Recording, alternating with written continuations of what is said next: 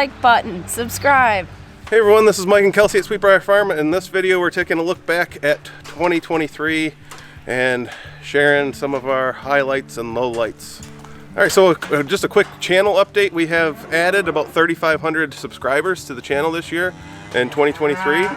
We have twice as many subscribers now as we did on January 1st of 2023, which is huge.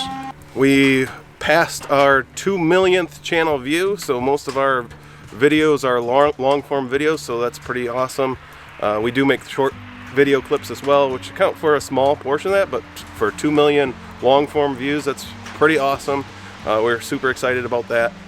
Not only did we pass the 2 million mark, we actually went over the 1 million mark in the same year, so lots of views on our channel in 2023. Of all those views in 2023, that's 62,000 hours of watch time that we had. So that's 7.1 years people have spent watching our channel. That's pretty amazing when you look at the analytics of the channel. And we made a little money. We made $3,500 from all those views. So the money goes back into enabling us, supporting our farm. We do donate a little bit to our local food pantry as well. So to start our year in review, looking back at January of 2023, I made a promise to Kelsey that I wasn't going to buy any more cows, and that took me all of about 20 days to break that promise. We purchased Katinka, which is our latest cow that had calved. So we purchased her, and then I purchased 4 other cows as well. So we picked up Hattie and Jessie as a cow-calf pair. We picked up Junebug, which is our second chondro dwarf cow, and we got Emma, who is another one of our red polled heifer calves. So heifers. Don't forget the 3 steer calves he also brought home. Well, actually, we're counting steers. We did bring home 3 steers in the spring, and then we brought home 3 in the fall here as well. But it's kind of like chicken math. So we brought home Katinka. She was a little bit skinny when we brought her home. One thing we're good at is fattening up our animals. So we've got her fat, got her bred to Mr. President, and she had her calf here at the day after Thanksgiving. So we have our little Lily calf, who's A2 and homozygous polled. Yes, and she's red with the black nose, so that's a first for our farm too. We haven't had a red Dexter with a black nose phenotype before. Yeah, somebody asked if there was anything better about a black nose calf, and it's just they're just another one of the unique things about Dexters is they can have that wild type red gene that can result in black noses. So just something unique. I think we have a complete Dexter rainbow. One of the low lights that we had with our cattle is we had to put down our first Dexter cow temple. You know, Dexters are known for easy calving. Unfortunately, our bad luck, when Temple was calving, her calf was presented in a transverse position, which is basically like back first.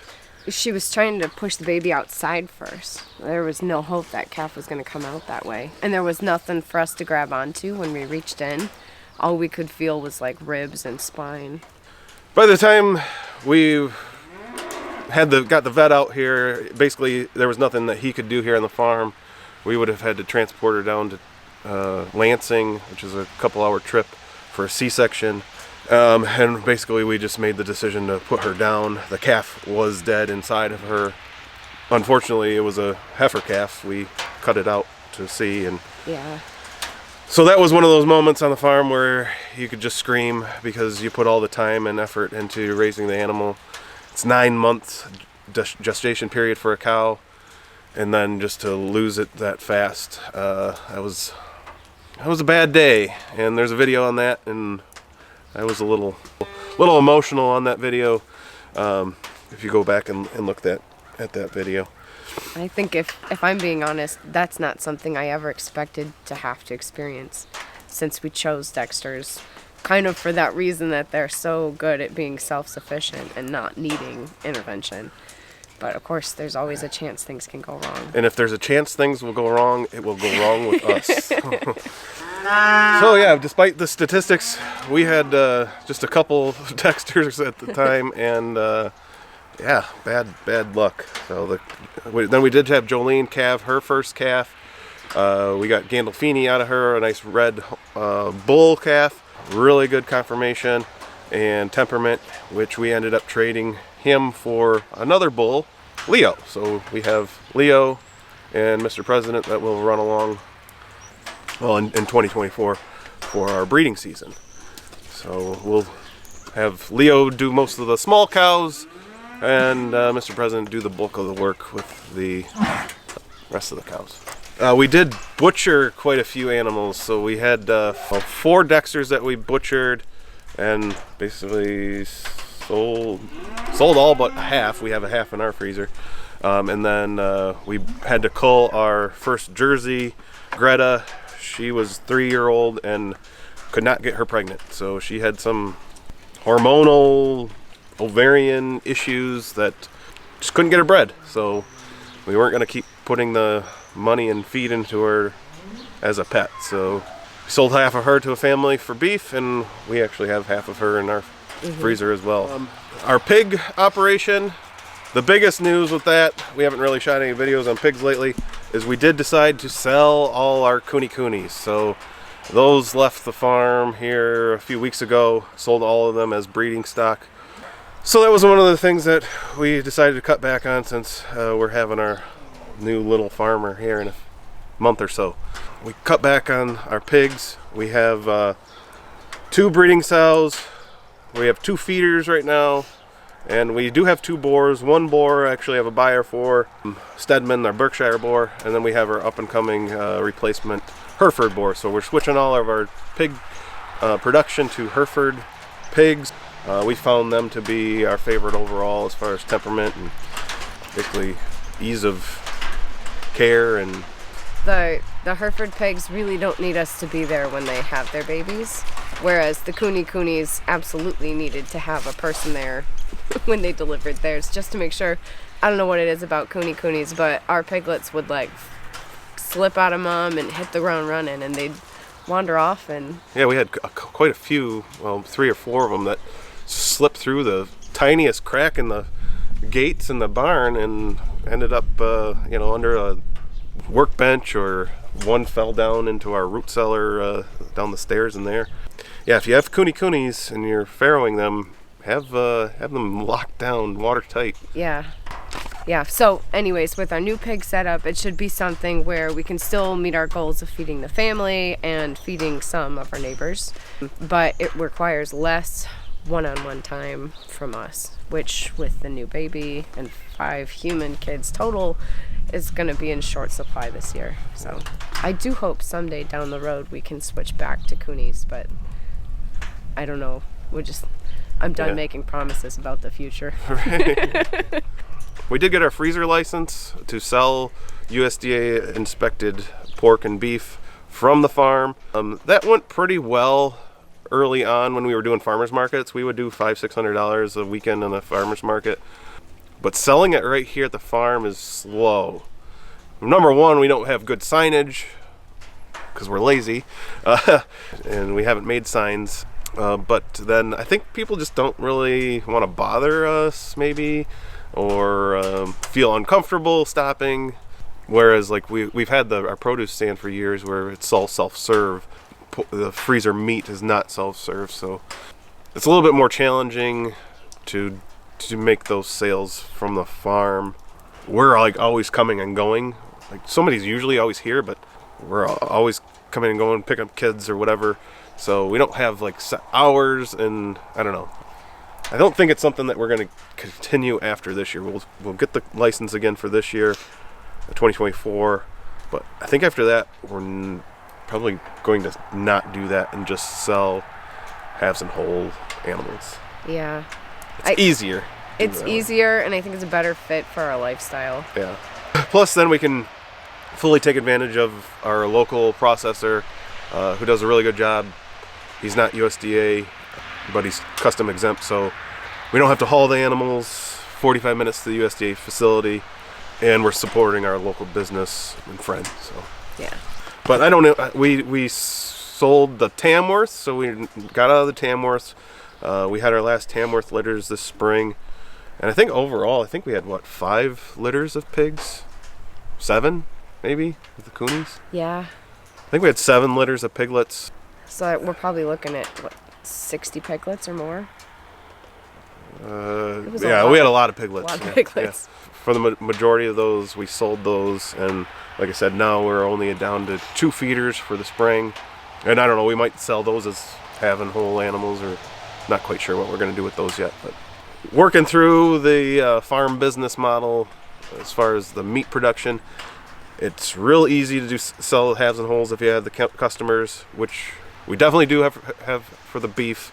The pigs, we have some dedicated customers, but we just have to make sure that we don't overproduce and get stuck with pigs. Because when you're stuck with a 300-pound pig that's ready for butcher and you don't have a buyer, well, then it's going in our freezer. We have, what are we up to, like 8 or 9 freezers, and at the moment we do have 2 that are empty, but that's odd. Yeah, I would defrosted 2 freezers here in end of December. It's been so warm. So 2023 was a very mixed bag for goats. We had a really nice kidding season. The does all did a great job. Maylee was a huge help again in the kidding pens. And we ended up with 23 kids born on the farm, which was a new record. Yeah, and we didn't lose any during kidding, right? Not during kidding. We did lose a Nigerian Dwarf kid at about 4 weeks old. And I think I've racked my brain, I've talked to our vet friends, and the best I can come up with is just failure to thrive. Something internally on this one little triplet wasn't working right, and she just wasn't able to grow.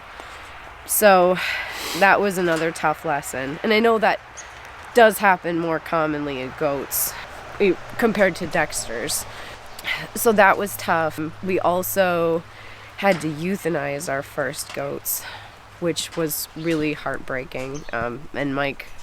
Yeah, I'm going to hell. He's an angel of mercy. But we had an older Nigerian Dwarf that I bought from a friend. I'd have to look it up. I think she was 8, maybe. Yeah. Did she get a tooth abscess? I have a feeling she came to us with like a minor tooth abscess back in her molars. And over time, it got worse and worse. And, we had a vet out to help us. We lanced it and treated it, and I gave her antibiotics every day for, I don't remember how long, but it just never got better, and she was just getting thinner and thinner. So we made the tough call that it was the kindest thing to do to put this doe down. You don't have to go through every goat. Okay, all right. Well, and then, so that was in the springtime. We had a lull over summer, but as things started to cool off, we had a really wet fall, and I did not manage my buck pen well enough, and we started losing bucks to worms. So we have a whole video on that. I don't want to dredge it all up. We ended up losing our Nigerian Dwarf buck and one of our Nubian bucks. So that was... We almost lost a third buck, but we caught him in time where we just threw the worm book at him, and the only downside of that is it seemed to definitely slow his growth down. He's he's not put on the weight very, very quickly. Well, he's gaining weight now, and that should have been my first clue. Is I should have looked into it earlier. But anyways, we lost 2 bucks. We did bring on another Nigerian Dwarf buck to breed our does to. Because we couldn't sell our does in the fall. Yeah. So the plan is, after kidding, I'd like to sell all our Nigerian Dwarfs. Which is sad because they are kind of fun. They are fun. Paula in the window. Maybe I'll talk Mike into keeping Paula. Oh, and there's her mama peeking out of the door. The goats will be the hardest to say goodbye to because they're pets. It's a different relationship that we have, at least with our goats, than with the rest of our livestock. We love them all, but it's more of a pet relationship with the goats. So. Yeah, I can eat our cows. I couldn't eat one of our goats. No, I could eat somebody else's goat, but not ours. Oh, remind me, I gotta fix that fence.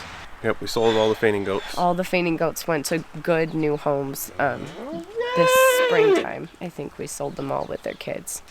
So, and from what I hear from the buyers, it sounds like everybody's fitting in their new herds and making little kids and people happy at their new homes. So those are good things to hear. And the biggest shining star has always been our produce stand, our produce production on the farm. Other than the last few years with pumpkins, we've just had really dry springs. So again, this year in 2023, basically had a failed pumpkin crop. So I'm not going to do that this year, other than maybe just a few for us, for the kids. The sweet corn did really well, tomatoes, green beans, all that stuff did really well, other than it being really late. We were dry for 3 weeks in the spring, and then I basically threw all the seed in the ground as far as the corn, and then we had a little bit of rain, and we were dry again. So we were like a month behind for most things, and all the sweet corn was ready all at the same time. It lasted a few weeks in the field, at least, without going starchy. But hopefully this spring we have some decent weather where we have a staggered harvest throughout the summer, because it was a really good crop, but it was just late and abundant when it was ready. Yeah, even though we weren't able to capitalize on selling all the sweet corn to our community, none of it went to waste. So after it did go starchy, Mike let the pigs and the cows out in there, and they were living their best life eating sweet corn. As far as some of our infrastructure upgrades, we upgraded our livestock trailer, which was needed. I was always afraid with that old one, looking behind me and seeing pigs rolling down the highway on my way to the butcher shop. So we upgraded that, upgraded their hay trailer, and upgraded our bobcat. So I got a tracked machine now. The other one was a wheeled machine that I put rubber tracks on. But that was about it for our farm upgrades, and I was able to pay for all that stuff with cash from the farm income. So that was a good thing. We ended the year 2023 basically still broke, but not as broke. So we had a little bit of money in the farm account. It was my fault, you know. I did the upgrades, and I also bought my cows. So. Yeah. But we're looking forward to 2024 full of abundant life and profits. I think our biggest success for 2023 was we didn't lose any goats kidding, and we did successfully train a Dexter to the milk stand. So that was fun. I knew it could be done. Everybody, lots of people do it. But it was, I don't know, a good week-long process for us, training her, and we eventually did get milk out of that cow. And we're looking forward to next year to milking many more of these Dexters. We're going to find the best milkers out of the group. We're more likely to find the ones that don't care to be dairy cows, but that's okay. Yeah, that'll be more likely the scenario. Oh, the other big failure was the Berkshires. Oh. So I think we did have more than seven pig litters, because we had the Berkshires, and then they were another disaster. So we completely got rid of our Berkshire sows. We butchered them and ate them, getting rid of those Berkshire genetics. They're not for our farm. They work for some people, but not here. Just had terrible luck with them. So anyway, that's a recap of 2023. Hope you stick around for 2024. We'll have another video here in the next couple days talking about our farm plans for 2024. Smash the like button, subscribe. And we'll see you on the next one. Happy New Year's. Happy New Year.